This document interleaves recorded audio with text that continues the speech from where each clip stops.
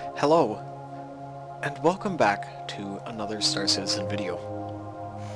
Today we are looking at the Gladius from Asus. It is classed as a short-range patrol fighter. It's 20 meters long, weighs 16 metric tons, 16,000 kilograms. It crews one person, and it has a cargo capacity of 0. It has two Tier 2 primary thrusters, these bad boys. And it has 8 Tier 1 maneuvering thrusters. It's got a size 2 power plant, along with 2 size 2 fixed mounts. But it also has one size 1 gimbal mount, which in this case is the Scorpion. It also has 2 pylon mounts, which are in fact right below here. Looks like it holds 6 missiles to me. Pretty good. It also has a size 3 shield generator. Now the Gladius, as I said in my Saber video, I would actually compare it to the Saber. You can ignore that. I managed to break the game and off-center this Avenger. That's what it's called. And that's just there. It's an Aegis party. No, but this thing, it maneuvers very well. It's very well defended. It's very quick. It's very good against the Vandal. Probably the biggest thing, though, is that when the shields go down, it kind of goes away. It kind of breaks. But let's start anyway. Let's start with this. Let's show it off a bit. Just looking at the front here. It almost reminds me of the M50 with its kind of the flat part of the nose. But as we come around, it's kind of dark in here, isn't it? Maybe this will be a bit better. With the flashing light, maybe it'll get a bit of light. If we look under here, though, you can see the landing gear. Caution, yeah, that's a door. It's very well detailed. I'm very pleased. Almost looks like a ski. Need to do some landing on a snow planet with this. What does that say? Fuel scoop vent inside. Interesting. What also under here? This is an intake, apparently. Maybe this is a boost of some sort. That's a booster tank. I don't know. I'm just guessing. Fuel access. Almost looks like an extra fuel tank. Caution, carbon dioxide. Interesting.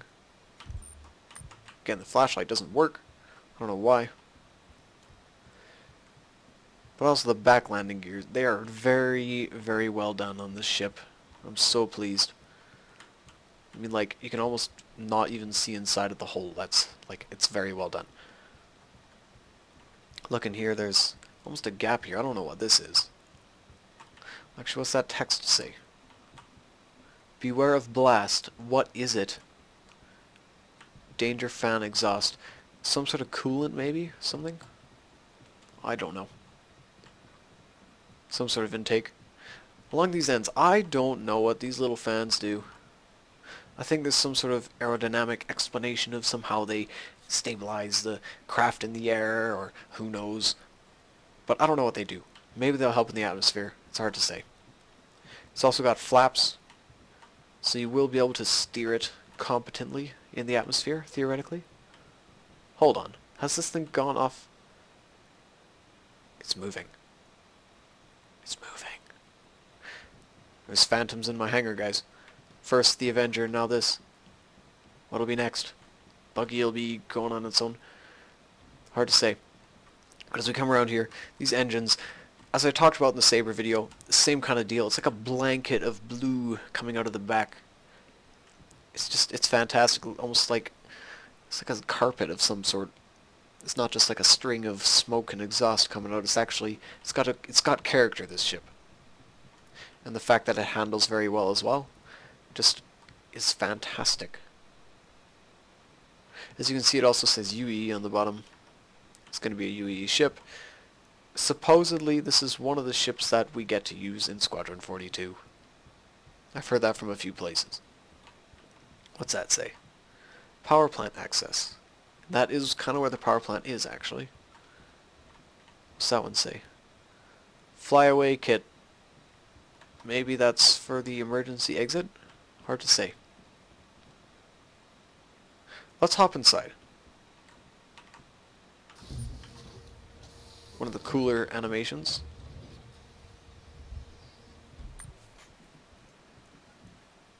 And again, as I said before, I like these ships, especially the cockpits, because they're very old. They remind you of a fighter jet.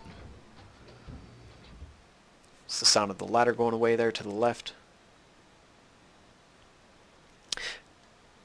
And, you know, like I said before, it's very old, but very high-tech at the same time.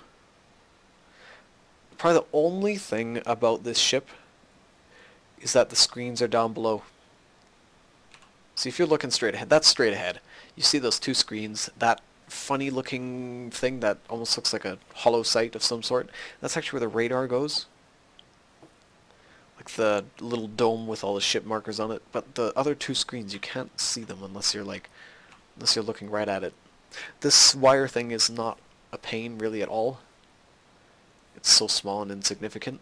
Probably the only other thing is that you can't really see down too well. But other than that, I've used it so many times, gotten so many kills with it. It's a fantastic ship. 10 out of 10 would fly again. Let's take a look at it outside. I'd like to point out that I like the color on this ship, but not on the Starfarer. If you remember, this is the color that the ship was on the Starfarer Gemini.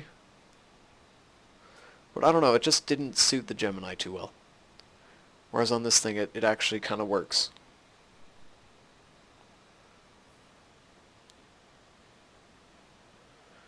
It's actually on the top there.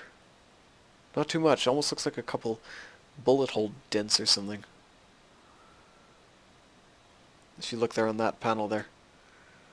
So the ship has been through a little bit of action, looks like already. It's not brand new.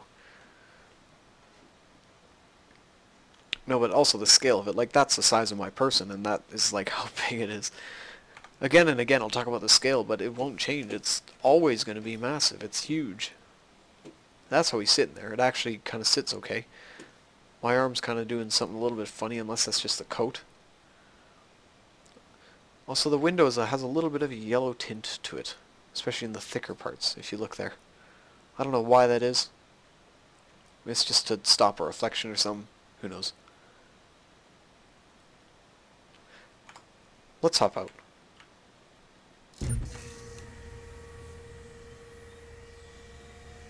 Very slow animation.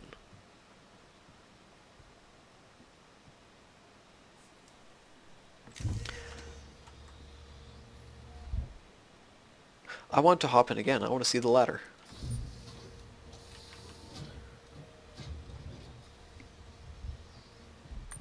It's almost hard to believe that is able to be stored in the ship there. But if you kind of look down below, there is space for it to go. It's not like it's just kind of there. So we're good. They're not doing any cheaty things or anything. Everything is actually going into a place where it should belong. But what do I think of the Gladius? I'll say it time and time again, it's a fantastic ship. Would I buy one instead of a Hornet? Any day. It's so much more maneuverable. It's an Aegis ship. I like their products so much more than Anvil Aerospace. I don't know why, it seems so much more posh. More high-tech kind of thing, you know. Except for these, the cockpits look more old, but it gives it character as well. But would I ever buy one in-game? That's the major question. Would I buy one now? No. I have enough ships. I'm good to go for when the game goes live. But would I buy one of these? Would I? Bleh. I can never talk, can I? Would I ever buy one of these in-game? I think if I could swap out my 85X in my 890 jump that I will be buying, then maybe I would. Because this thing, if I could deploy the 85X while the 890 jump is moving, then this might not be a bad idea. If I could deploy this while the 890 jump is moving as well, because this would be like the snub-nose fighter that the Constellation's got, the P52, you know?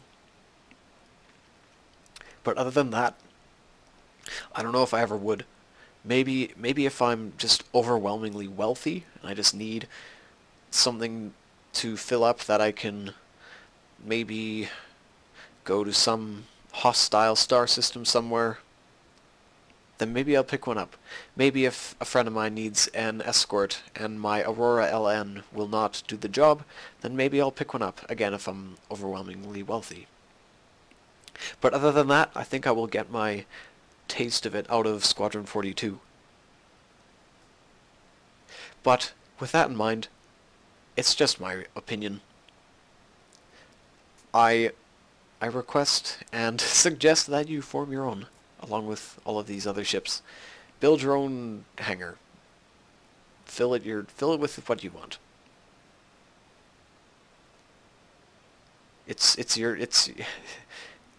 You're spending your time to get the money in-game or real money to buy the ships. So you should pick what you want. That's all it is to it. That's why you're watching this video, hopefully, is to maybe get an opinion about it, maybe see it before you spend your money on it. And with that in mind, I thank you for watching this video. Hope you found it informative, maybe entertaining. Please stay tuned for more, and I'll talk to you guys in a bit. Bye-bye.